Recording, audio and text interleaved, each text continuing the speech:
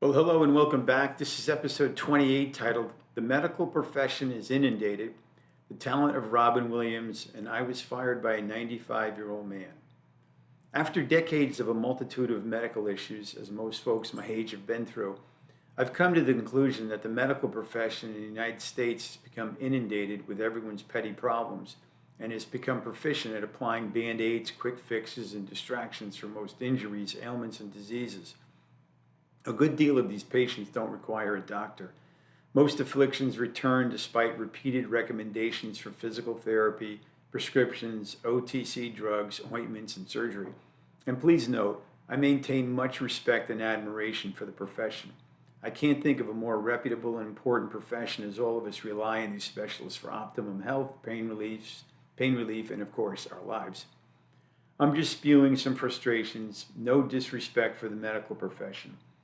From my own experience with a compressed vertebrae for the past 4 years, it remains unresolved after drugs and a multitude of physical therapy sessions. It seems a surgery is the only option, and even that carries questions and risks.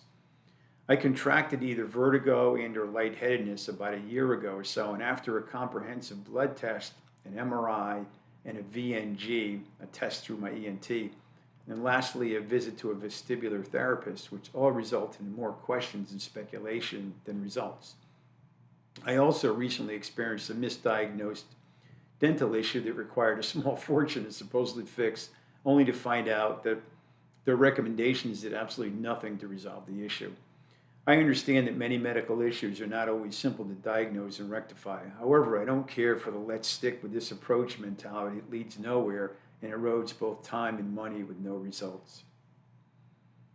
After viewing a documentary on Robin Williams, I came to the conclusion that he could quite simply be one of the most talented people that ever lived. One person, which I don't recall, made a comment that he might possibly be the one person that the world needs alive again. The summation of his existence resonated with me, probably because of its precision. I don't know if there was much that he couldn't do. I don't know if there was anything he couldn't do. Though his energy, spontaneity, wacky humor, and his incredible knack for imitations could be exhausting, there was no denying his versatility and talent. He was born to entertain and be on stage. Had he not fulfilled this role, it would have been humanity's loss. I have never witnessed anyone as proficient with spontaneity. All you had to do was mention a term, a name, an idea, a subject. He could reel off a 10-minute soliloquy on the particular subject matter, and from there he could take you down an endless road of twists and turns, imitations, accents, dialects. You get the idea. He was impossible to keep up with. He had no limits, and anyone who witnessed him on stage or on a talk show, you know exactly what I mean. And pity anyone who had to share the stage with him. Ask Whoopi Goldberg and Billy Crystal when they performed comic relief back in the 1980s. They could confirm this.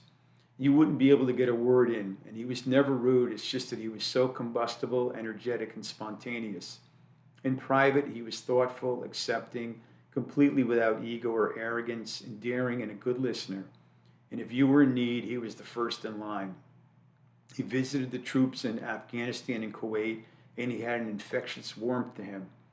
If he somehow insulted someone or careened out of control with his barrage of verbal soup, he would be the first to apologize, and his apologies were sincere. There was nothing insincere about Robin. And I agree with the statement that the world needs him alive again. I believe that if there were 20 to 25 Robin Williams in various parts of the world where there is war, strife, hunger, and need, the world would or could be a much nicer place. Robin could do that. Despite his frenetic energy and spontaneity, he exuded a sincere warmth and compassion from the core of his persona. He was a rare entity, possibly one of the most unparalleled and unique individuals that graced our planet. On the day he died, we were playing kickball, and suddenly one of our teammates mentioned that Robin Williams had just taken his life. The game stopped immediately. We all gathered around our teammates to find out what exactly happened, and it took all of us about 10 or 15 minutes to regroup and get back to the game. We played one more inning and decided that we could not continue the game. Our hearts were not in it. The game seemed meaningless to us. We could no longer continue. A few of us even wept. The others were dumbfounded. He was gone, and somehow we knew that he could not be replaced, not ever. I can't help thinking that I may be the first 67-year-old person that got fired by a 95-year-old man after just 2 separate 3-hour sessions with him. He's a wonderful man who retains much of his mental dexterity and had the good sense to let me go. He wanted someone who had a bit more technological skill with PCs and cell phones and decided to find someone through the local community college that was younger. I was eating dinner when he called, and my wife couldn't help smiling as she overheard the conversation. She loves these situations where I'm humiliated. Joking, of course, or maybe on second thought, maybe not. We had had a good laugh over the scenario. As I said to her, I can't believe that a 95-year-old man just let me go. But these are the moments that send me to the laptop to get this down on Word. If you can't appreciate moments like these, you'll never enjoy living on this planet. Also, I'm planning on reading what Matt Glazer says in reference to his definition of when you talk about music and how words fall short in defining the word music. I'm trying to get permission to state this due to copyright law, but it will take some time to do, if I'm allowed to do it at all. The inevitable question that comes to fore is the world too big or is the world not big enough? The answer is the same for both. It's yes. So the word or should be substituted by the word and. But the answer is not the same for everyone, of course. I've calculated that my wife, who has been a travel agent for 43 years, has spent approximately half of her life on hold waiting for hotels, resorts, airlines, cruise lines, tour groups, etc.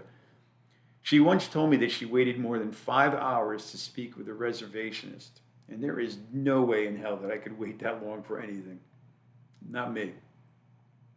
If the $15 minimum wage in the U.S. passes legislation, it basically means that instead of starving, minimum wage workers will be going to bed at night very hungry.